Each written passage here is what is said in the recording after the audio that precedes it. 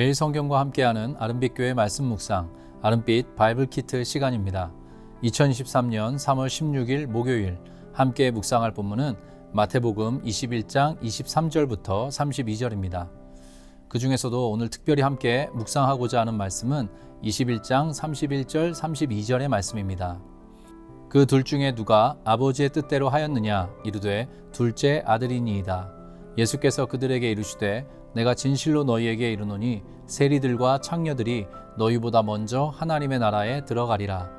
요한이 의의 도로 너희에게 왔거늘 너희는 그를 믿지 아니하였으되 세리와 창녀는 믿었으며 너희는 이것을 보고도 끝내 뉘우쳐 믿지 아니하였도다. 하나님의 은혜 안에서 복된 하루 보내시길 빕니다. 오늘 우리가 묵상하는 마태복음 21장에는 권위 논쟁이 등장합니다. 예수님께서 예루살렘 성에 들어가십니다. 그리고 성전을 향해 가신 후 그곳에서 무리에게 가르침을 주십니다. 그때 유대의 종교 리더십이 등장합니다.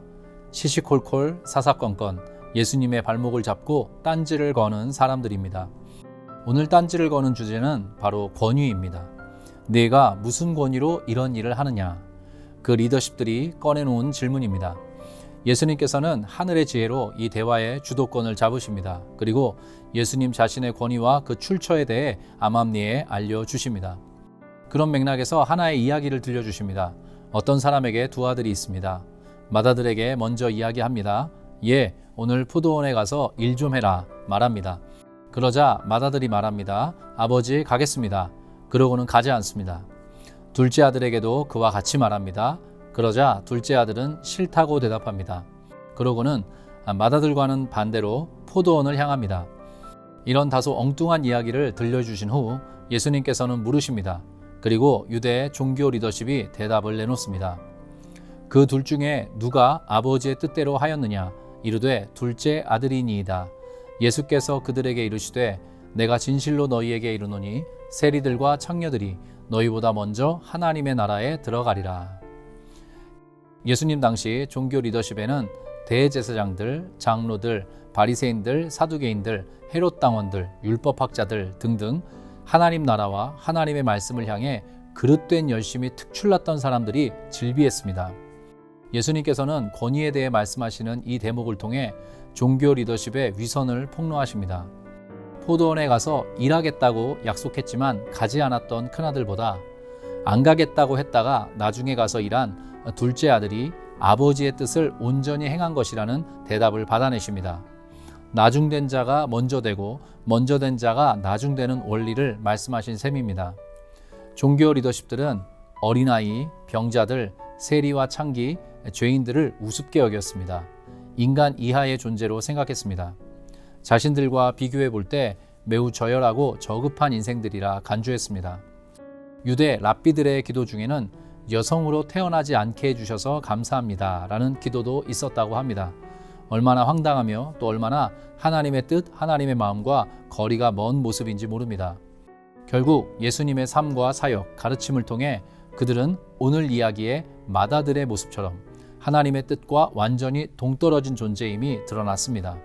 예수님의 마지막 말씀을 읽어보겠습니다.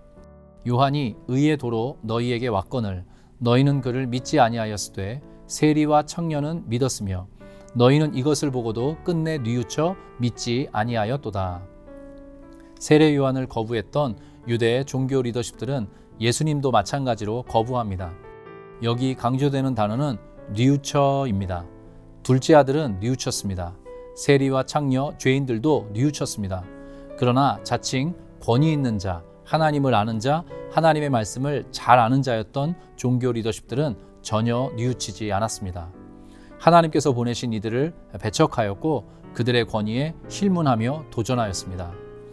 이 지점에서 우리가 매일 말씀을 읽고 묵상하며 또 기도하고 예배하며 살아가는 진짜 이유를 발견합니다. 곧 매일 새로운 뉘우침을 경험하기 위함입니다. 그래야 마음이 굳어지지 않고 목이 곧아지지 않습니다. 신앙생활 오래 영위한 이들이 자칫 화석화된 겉신앙에 빠질 위험이 있음을 기억합시다. 날마다 우리의 마음과 생각을 하나님의 은혜로 갈고 다져서 예수님의 권위를 바르게 인정하며 그분을 온전히 신앙할 수 있기를 간절히 원합니다. 함께 기도하겠습니다. 하나님 아버지, 베풀어 주신 은혜와 사랑에 감사드립니다. 억만 죄악 가운데서 나를 부르시고 구원해 주신 그 놀라운 사랑을 찬양합니다. 하나님의 뜻과 정반대의 길을 걸었던 지난날의 후회를 딛고 바르고 건전한 삶을 꿈꾸며 걸어가게 하시니 감사합니다. 오늘 말씀을 통해 한 가지를 기도하고 싶습니다. 아버지, 딱딱한 마음을 갖고 싶지는 않습니다. 언제까지나 부드럽고 선한 마음으로 예수 그리스도를 사랑하고 신앙하며 살아가고 싶습니다. 주 예수님의 은혜와 사랑에 젖어 살아가기 원합니다. 그 은혜와 사랑으로 나와 주변인들을 바라보며 걷기를 소원합니다. 하지만 나도 모르는 새 타인을 쉽게 판단하고 정죄할 때가 있습니다. 신앙생활의 A부터 Z까지를 이제는 좀 안다고 자부하면서 교회와 일상에서 마주하는 이들을 향해 시시비비를 가리려고만 할 때가 있습니다. 주님, 저부터가 그렇습니다. 부디 매일 새로운 뉘우침의 복을 허락하여 주시옵소서. 복음서에 등장하는 어리석은 종교 리더십들처럼 되지 않도록 우리를 붙들어 주시고 날마다 새로운 은혜와 말씀으로 교훈하여 주시옵소서. 교만은 패망의 성봉이요 거만한 마음은 넘어짐의 앞잡이니라 말씀해 주셨습니다. 화석화된 겉신앙이 아니라 겸손하며 온화한 마음으로 말씀을 받고 무사람을 친절히 대하는 살아있는 신앙으로 살아가도록 도와주시옵소서.